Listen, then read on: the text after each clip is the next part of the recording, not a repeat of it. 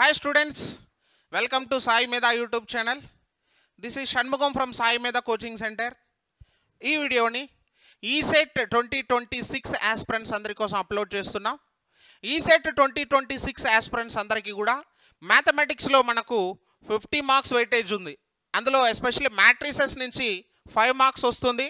ఆ మ్యాట్రిసెస్ టాపిక్లో ప్రీవియస్ కొన్ని బిట్స్ తీసుకొని షార్ట్కట్లో ఎలా సాల్వ్ చేయాలో ఈ వీడియోని ఒకసారి మీరు చూసి నేర్చుకోవచ్చు. ఒకసారి ఈ వీడియో చూడండి. Problem number 1, if A is equal to ఒక 3/3 మ్యాట్రిక్స్ ఇచ్చాడు. మ్యాట్రిక్స్ ఇచ్చిన తర్వాత ఇక్కడ మనకు determinant of A find out చేయమని అడుగుతున్నాడు. ఇక్కడ 4 ఆప్షన్స్ ఉన్నాయి. Option A 0, option B 1, option C -1, option D 2. ఒకసారి ఈ ప్రాబ్లం సాల్వ్ చేసేటప్పుడు బ్లైండ్గా మనం ఏం చేయకూడదు అని అంటే డైరెక్ట్గా సాల్వ్ చేయడానికి సొల్యూషన్కి వెళ్ళిపోకూడదు. జనరల్గా మనం determinant of A find out చేయాలి అని అంటే ఏం చేస్తాము, మనకు determinant of A find out చేయాలి అని అంటే ఇక్కడ మనకు ఆల్రెడీ మనకు ప్రొసీజర్ తెలుసు. 1 × 15 - 21 ఇలా సాల్వ్ చేసుకుంటూ వెళ్ళాము అని అంటే ఇక్కడ మరలా -3 ఇంటూ సాల్వ్ చేస్తాం, +5 ఇంటూ మరలా క్రాస్ మల్టిప్లై చేసి సాల్వ్ చేసాము అని అంటే డిటర్మినెంట్ ఆఫ్ ఏ వాల్యూ మీకు వస్తుంది. బట్ అంత దూరం మనం ఆలోచించాల్సినటువంటి అవసరం కొన్ని ప్రాబ్లమ్స్లో ఉండదు.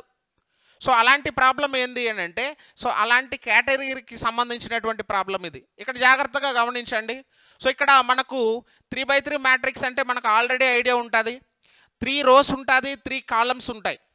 ఎప్పుడైనా సరే ఇలాంటి ప్రాబ్లమ్స్ మనం చూసేటప్పుడు determinant of A find out చేసేటప్పుడు 2 రోస్ కానీ 2 కాలమ్స్ కానీ ఈక్వల్ అయ్యింది అని అంటే దాని వాల్యూ అనేది ఎప్పుడు కూడా 0 అవుతుంది అన్నటువంటి విషయాన్ని బ్లైండ్గా గుర్తుపెట్టుకోండి.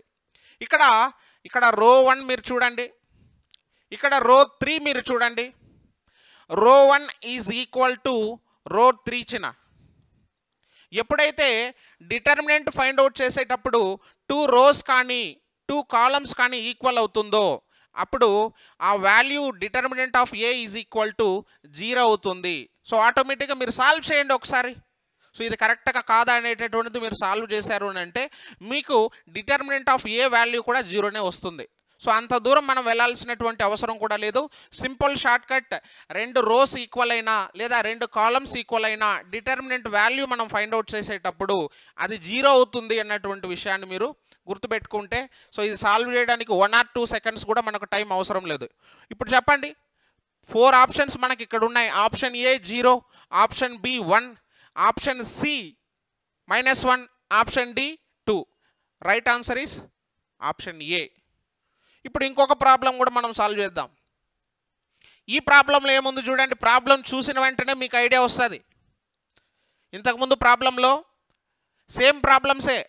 అక్కడ కూడా 3/3 మ్యాట్రిక్సే ఇచ్చాడు, ఇక్కడ కూడా 3/3 మ్యాట్రిక్సే ఇచ్చాడు. If A is equal to value ఇచ్చాడు. ఇక్కడ కూడా ఏమంటున్నాడు అని అంటే డిటర్మినెంటే ఫైండ్ అవుట్ చేయమంటున్నాడు.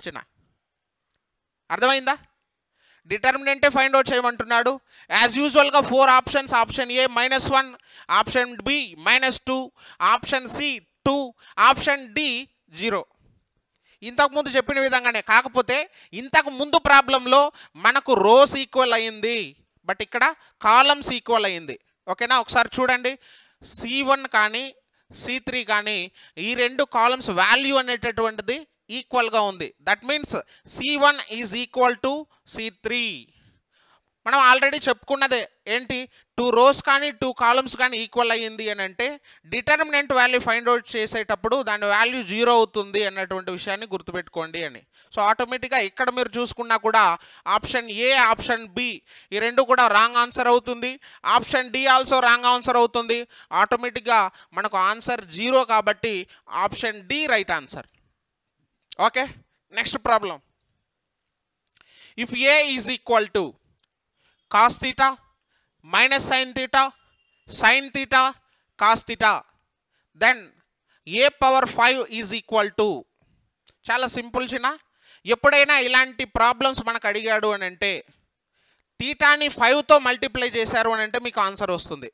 ఫర్ ఎగ్జాంపుల్ 5 అనే కాదు, ఇలాంటి ప్రాబ్లం ఇచ్చి for example a⁴n find out చేయమన్నాడు అనుకోండి, అప్పుడు ఆన్సర్ ఏమవుతుంది? cos n theta cos n theta minus sine n theta sine n theta cos n theta. ఇది ఒకసారి మీరు బ్లైండ్గా గుర్తుపెట్టుకోండి.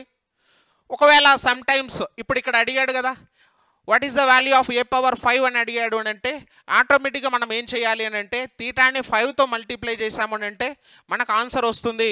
సో ఇక్కడ answer is cos 5 theta minus sine 5 theta sine 5 theta next cos 5 theta అనేటటువంటిది ఆన్సర్. ఒకవేళ ఇదే ప్రాబ్లమ్ని కొన్నిసార్లు మార్చి అడిగాడు అని అంటే వాల్యూస్ మార్చి అడిగాడు అని అంటే ఏ పవర్ ఎన్ అనేటటువంటిది గుర్తుపెట్టుకోండి.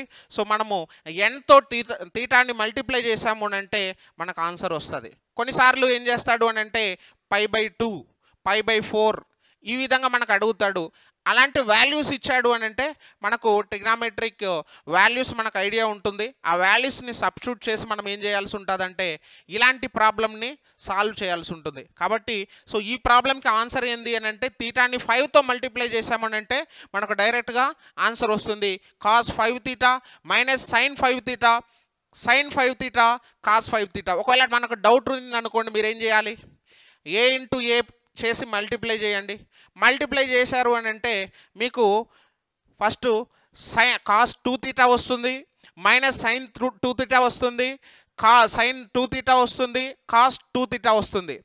అగైన్ మీరు మల్టిప్లై చేశారు అని అంటే ఏ పవర్ 3 చేసినా కూడా మీకు value cos 3 theta minus sine 3 theta sine 3 theta cos 3 theta value వస్తుంది.